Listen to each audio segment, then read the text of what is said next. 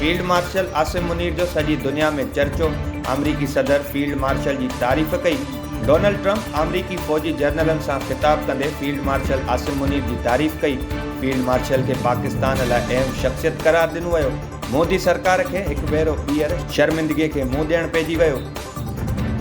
वफ़ाक़ी नाणी खाते पेट्रोलियम क़ीमतुनि में वाध जो नोटिफिकेशन जारी करे छॾियो। नोटिफिकेशन में डीज़ल जी क़ीमत में ₹4.04 फ़ी लीटर वाध कई वई आहे, जंहिं बाद डीज़ल जी नई क़ीमत ₹276.88 फ़ी लीटर मुक़ररु कई वई, जॾहिं त पेट्रोल में बि ₹4.07 वाध कई वई, जंहिं बाद पेट्रोल जी नई क़ीमत ₹268.68 मुक़ररु कई वई आहे।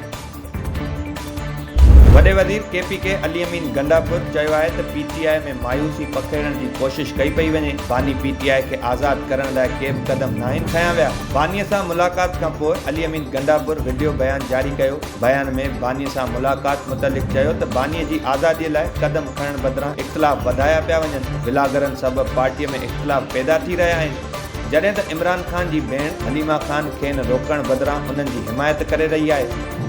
हाई कोर्ट जा कुझु जज पेंशन ऐं मरातू वठण लाइ 5 सालनि जो मुदो पूरो करण खां पोइ इस्तीफ़ा ॾियण ते गौर करे रहिया आहिनि। सरकारी ज़रियनि मूजिबि सदन रिटायरमेंट बाद खेनि मिलंदड़ मरातुनि सबबि रिटायरमेंट ते गौर कयो पियो वञे। सुप्रीम कोर्ट जे ताज़े फ़ैसिले मूजिबि हाई कोर्ट जो जज 5 सालनि जो मुदो पूरो करण बाद रिटायरमेंट वठी सघे थो। सुप्रीम कोर्ट अॻु ई वादे करे चुकी आहे त हाई कोर्ट जज घटि में घटि 5 साल सर्विस बाद पेंशन ऐं ॿियूं मरातूं हासिल करे सघे थो। वफ़ाक़ी नाणी खाते जे वज़ीर मोहम्मद औरंगज़ेब चयो आहे त अमरीका पहिरें मरहले में रिकॉर्डिंग में सीड़पकारी कंदो।